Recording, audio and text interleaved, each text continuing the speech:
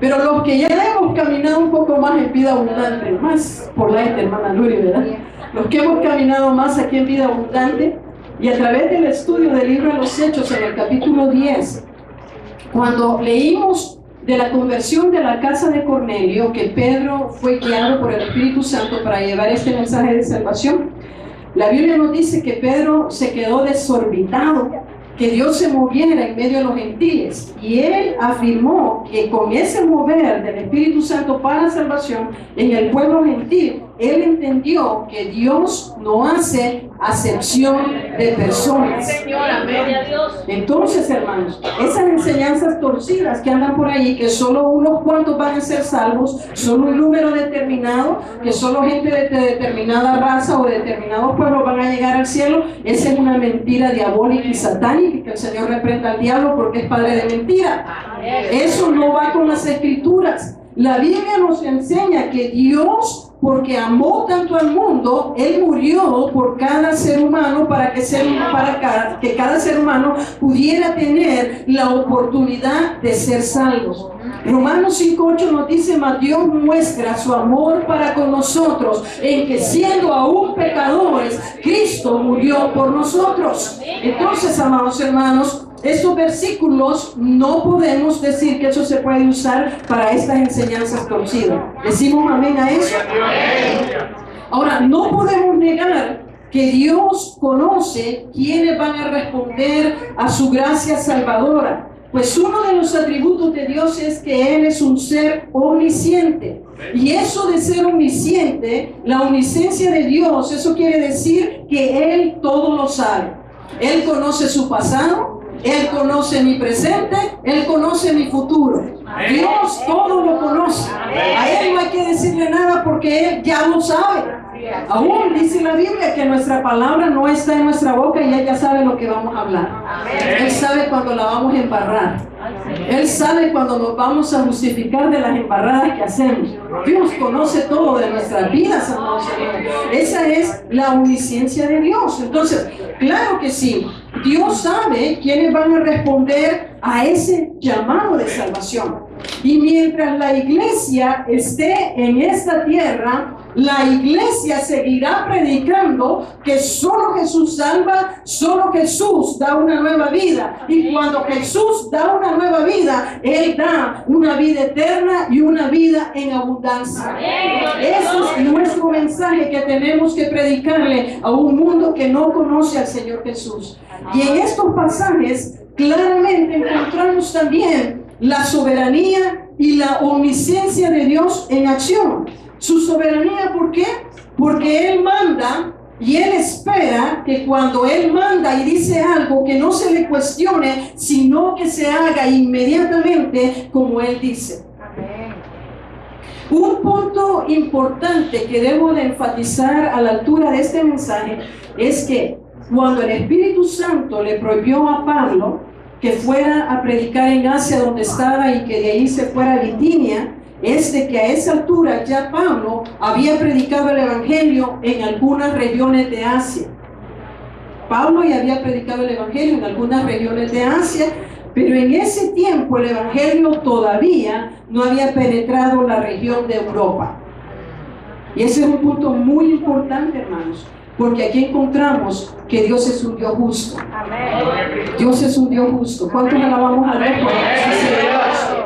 A veces, hermanos, nosotros creemos que así como ve el mundo, a veces tuviéramos la impresión de un Dios como que no le da cuidado las injusticias, un Dios como que no mira lo que está pasando alrededor. Pero déjeme decirle que la Biblia dice que los ojos de Jehová se pasean sobre la tierra para ver a los justos y a los injustos. Entonces, la justicia de Dios a su tiempo se va a llevar a cabo.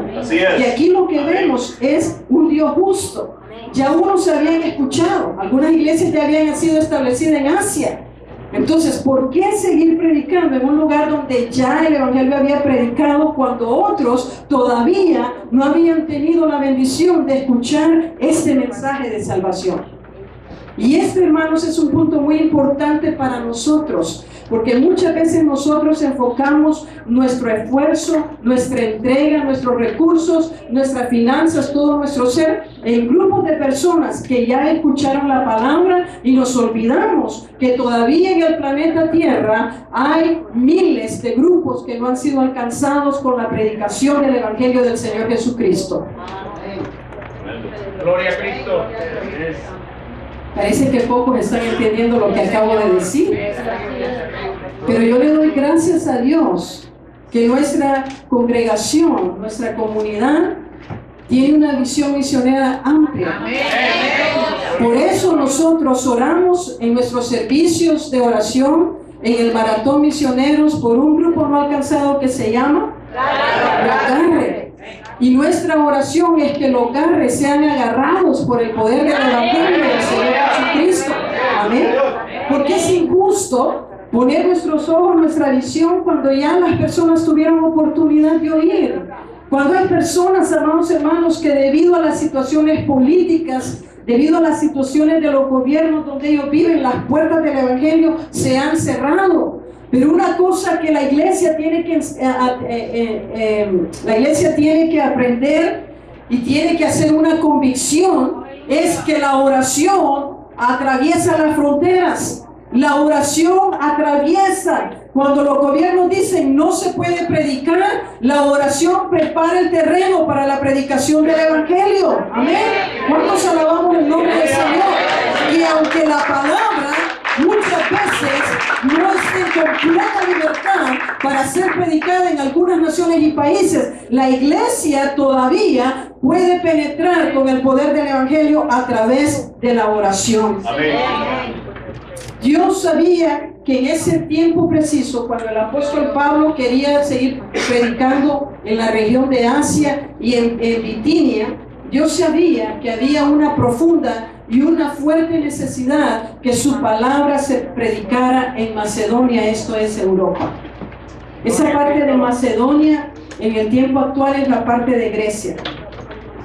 Y por esa razón el Espíritu de Dios le da a Pablo una visión en el versículo 9. Y fíjense que el versículo 9 dice que Pablo vio a un varón macedonio que estaba en pie.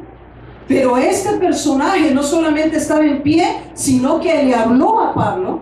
Y lo que le dijo fue, con ruego le dijo, pasa a Macedonia y ayúdanos.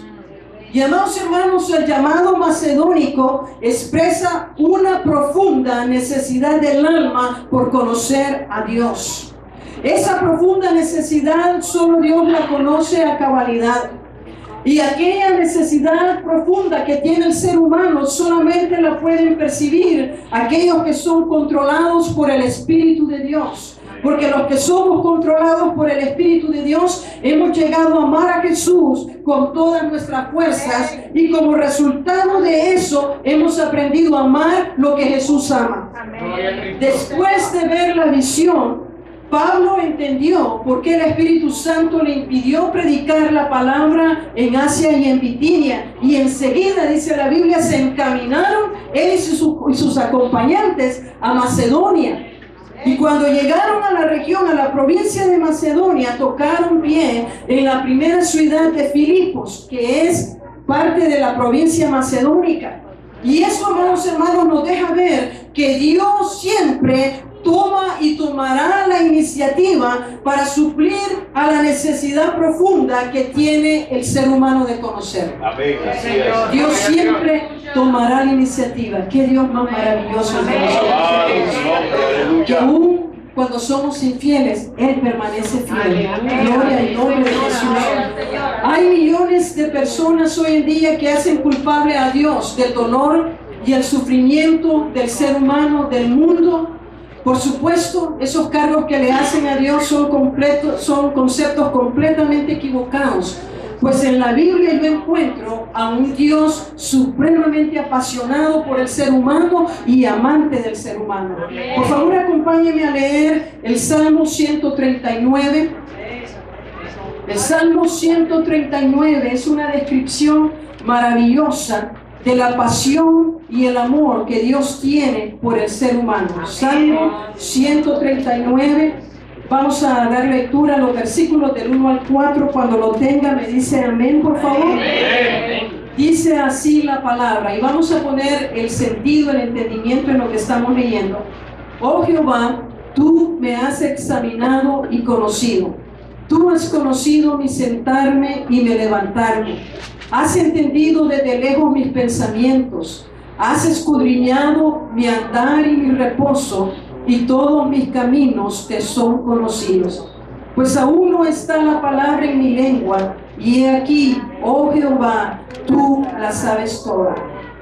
Amados hermanos, esto nos deja ver un Dios apasionado por usted y por mí, un Dios apasionado por el grupo de Locarre, un Dios apasionado por la gente en India, donde la persecución ha crecido de una forma alarmante. Un Dios apasionado por la gente de África. Usted y yo somos los que ponemos barreras y decimos, este puede ser salvo, este no puede ser salvo. Usted y yo hemos llegado a catalogizar a la gente de acuerdo a su cultura, de acuerdo a cómo se mira, y entonces decimos, estos sí merecen la predicación del Evangelio. Pero déjeme decirle que la pasión de Dios es tan, pero tan grande, que Dios toma tiempo para caminar con el ser humano. Dios toma tiempo para examinar sus pasos. Dios toma tiempo para revisar lo profundo del corazón. Y además, hermanos, hay mucha gente hoy en día que está pasando por sufrimientos. Hay gente que no entiende lo que está sucediendo en el mundo, no entienden las situaciones que los están rodeando. Y hay muchos millones de personas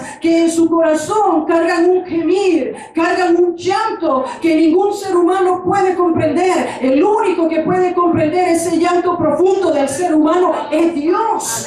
Y amados hermanos, esto es impresionante, la pasión de Dios, que Él nos tiene en su pensamiento. ¿Quiénes somos nosotros para que el Dios del universo, el Dios que creó todo, el Dios poderoso, el Dios omnipotente, el Dios eterno, el Dios invencible, el Dios cuyo nombre es Jehová de los ejércitos, quiénes somos nosotros para que ese Dios maravilloso nos tenga en su pensamiento? Tiene que ser un Dios que nos ama profundamente. Tiene que ser un Dios que cuando nos creó, no nos creó simplemente porque dijo, me da la gana que hoy Carolina nazca. No. Cuando Dios le otorgó la vida a cada uno de nosotros, nos la dio porque Él trazó un propósito para nuestra vida. Ninguno de los que estamos aquí, y aún los que no están aquí, y aún esas personas que no conocen a Jesús, no fueron producto del azar, no fueron producto de una equivocación de una pareja que quiso tener placer esa noche o ese día. Ninguno es producto de la casualidad. La vida es preciosa delante de Dios. Es Él quien la da. Y Dios cuando la da, Él la da con propósitos eternos. Gloria sea el nombre de Jesús. A través de todas las páginas de la Biblia encontramos a un Dios interesado en el ser humano y en todas sus necesidades. Pues el ser humano representa lo máximo de la creación de Dios. Y por ser el ser humano el único ser viviente que tiene la imagen de Dios, somos súper especiales. Aleluya. Gloria a Dios. Si a usted le enseñaron que viene del mono, qué equivocada es enseñanza. Porque un mono no puede tener relación con Dios. Usted fue creado, usted fue creada para tener comunión con el Dios supremo, el Dios del universo. ¿Saben que esto es maravilloso? Porque Dios nos creó para que tuviéramos amistad y comunión con Él.